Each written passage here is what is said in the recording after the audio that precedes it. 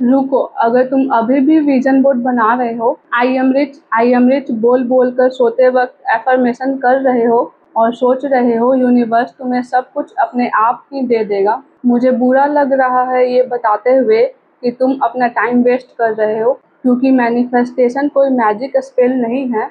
ये एक बॉडी का साइन है और जब तक तुम्हें पता नहीं है कि तुम्हारे अंदर एक्चुअली हो क्या रहा है, तब तक तुम सिर्फ विश कर रहे हो, क्रिएट नहीं। आज मैं तुम्हें वही चीज़ समझाऊंगी जो मुझे खुद समझने में हफ्तों लग गए, और मैं प्रॉमिस करती हूँ मैं इसे इतना सिंपल समझाऊंगी कि 4 साल के बच्चों को भी अच्छे से समझ आ जाए। Hi guys, welcome back to dear future Ritika. मैं कोई एक्सपर्ट नहीं हूँ जो बैठ के ज्ञान दे रही हूँ, मैं खुद इस जर्नी में हूँ और जो चीज़ें सीख रही हूँ और वही तुम्हें एक्सप्लेन कर रही हूँ ताकि हम दोनों साथ में ग्रो करें।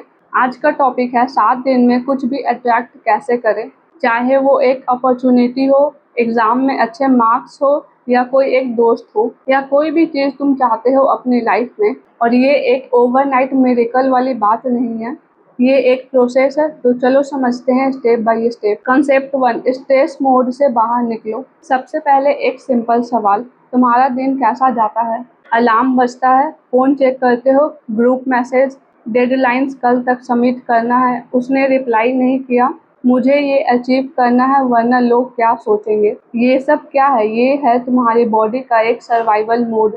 सोचो तुम्हारे अंदर एक अलार्म सिस्टम है जिसका काम है सिर्फ एक, तुम्हें बचाना।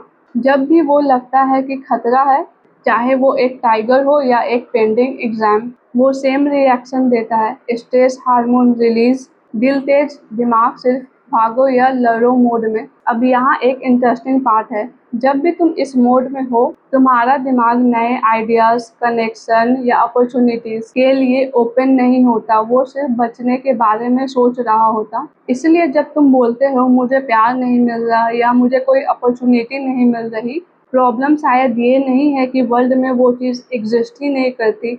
प्रॉब्लम ये है कि तुम इतने स्ट्रेस में हो कि तुम्हारा दिमाग वो चीज़ देख ही नहीं पा रहा। सिंपल एग्जाम्पल, सोचो तुम भूखे हो और तुम्हें किसी ने ब्यूटीफुल पेंटिंग दिखाई, तुम उसकी ब्यूटी एंजॉय करोगे या सिर्फ खाना ढूंढोगे? सेम चीज़ यहाँ हो रहा है। Concept 2, feel it before it happens. अब यहाँ एक इंटरेस्टिंग ट्विस्ट आता है जो मुझे खुद समझने में टाइम लगा। हम सब एक चीज़ करते हैं, हम सोचते हैं जब मुझे वो चीज़ मिल जाएगी तब मुझे अच्छा फील होगा, जॉब मिलेगी तब खुश होंगे, अच्छे मार्क्स आएंगे तब खुश होंगे। लेकिन यहाँ एक छोटा सा बट बहुत बड़ा लॉजिक है, हम रिजल्ट का वेट कर रहे हैं फीलिंग के लिए, जब फीलिंग खुद ही रिजल्ट को अट्रैक्ट करती है। इसका मतलब क्या है? चलो एग्जाम्पल से समझते हैं। सोचो तुम्हारा बेस्ट फ्रेंड का बर्थडे है कल, तुम आज ही एक्साइटेड हो, प्लान कर रहे हो, स्माइल आ रहा है, जबकि पार्टी अभी शुरू भी नहीं हुई है, पर फीलिंग तुम्हारे अंदर ऑलरेडी है।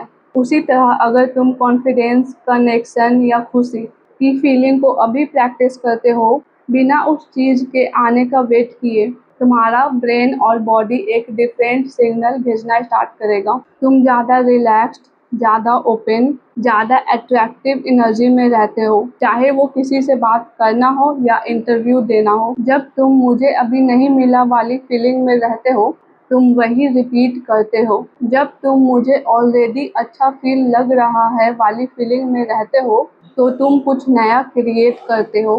कॉन्सेप्ट 3, पुराना बैगेज छोड़ो। अब एक और इम्पॉर्टेंट चीज़, बहुत लोगों के पास एक पुरानी चोट होती है, किसी ने चीट किया, किसी ने बिट्रे किया, किसी एग्ज़ाम में फेल हुए, और किसी ने बोला तुम कभी कुछ कर ही नहीं सकते। और वो मोमेंट इतना स्ट्रॉन्ग होता है कि दिमाग उसे एक स्नैपशॉट की तरह सेव कर लेता है। हर बार जब वो मेमोरी याद आती है, बॉडी वही पुरानी फीलिंग्स फिर से क्रिएट करती है, जैसे वो चीज़ अभी हो रही हो। इसीलिए बहुत लोग बोलते हैं मुझे प्यार पे ट्रस्ट नहीं या मुझे खुद पर ट्रस्ट नहीं, क्योंकि उनका दिमाग एक पुरानी फाइल बार बार रिपीट कर रहा है। यहाँ पे हीलिंग का मतलब रिवेंज लेना या भूलना नहीं है।